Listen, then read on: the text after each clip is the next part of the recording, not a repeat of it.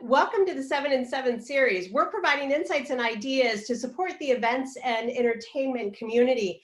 And today I'm honored to have Steve Schmader, the president and CEO of the International Festival and Events Association, joining me. Hi, Steve. How you doing?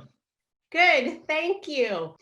So Steve, how has COVID-19 united the IFEA network of professionals and how is it making them stronger? I think one of the things that I have been really impressed with that I think is going to benefit us in the long run, if I'm looking long term, is we have opened up conversations and awareness with virtually every niche of our industry, even remotely connected to us, that we would not have been having conversations with.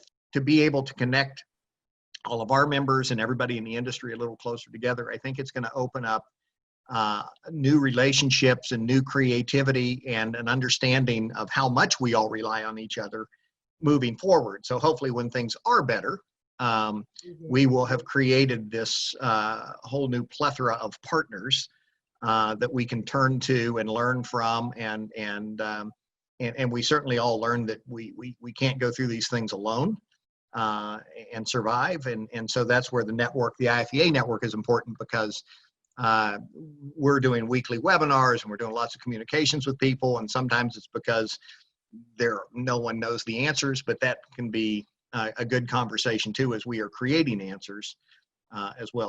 So recently, IFEA partnered with some other industry leaders and supported some research that was done, return to live events. And I'd love to hear, what were some of the results of that research that were compelling to you? The surveys that we did certainly found that attendees, and it was done with a group of attendees that have actually attended events in the last 2 years, so that you're not just looking at an audience of just anybody. And they all said that they are anxious to come back, but and a large majority of them would be there in a heartbeat. However, we did learn that there are cautions and what it will take to get them back, and some of them are, as you see on the news, there's going to be those who wait for a vaccine. There's going to be those who say, well, I will come, but do or don't tell me I need to wear a mask, or take my temperature, or do all the things that may have to happen. We did find it, and I don't mean to get too far off base here, but on the survey, that people, there's a very definite, we don't really like virtual events. We know that is not going to be the replacement. We can't just all say we're going to take our events online. We may temporarily have to do some things there in that space and do them well, hopefully. But I think the goal is to get us back as much as we can to normalcy. I think we will learn from each other, and our surveys are just telling us a bit of the obvious, and that is that people are anxious to see events return, but there is going to be some expectation of events taking the proper protocol and things to protect everybody at the same time. And I'd love to talk to you a little bit about the revenue side. And of course, the work that we do is really focused in generating sponsorship revenue, and sponsors have never been more important to events than they are right now. As you and I have talked about in the past, events is not an easy way to make money. And it's really challenging. And there are many events that will have a hard time surviving during the COVID crisis. And so as events are looking at new revenue strategies, what advice would you give them?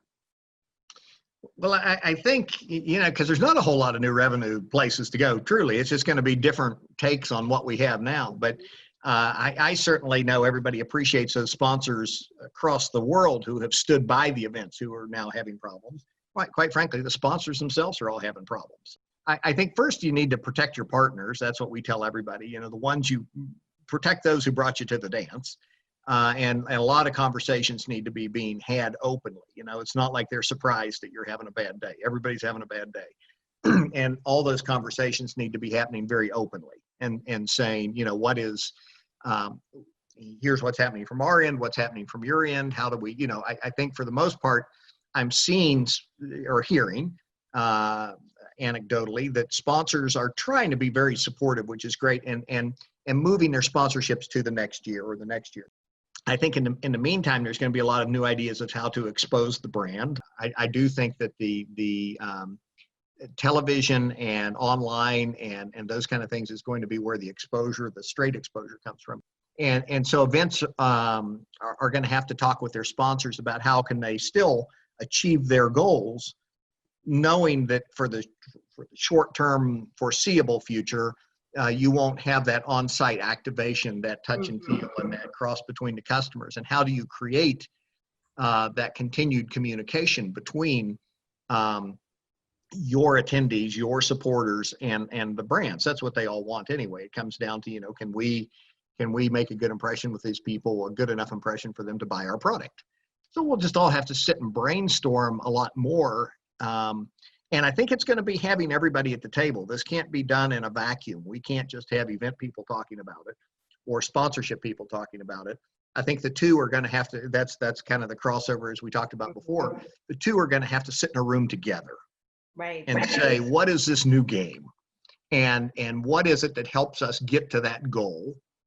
And now let's go together, develop that. And I think it might, again, that making us all stronger, it might make us all stronger. I don't know how cost effectively, because I don't know what the answer is yet.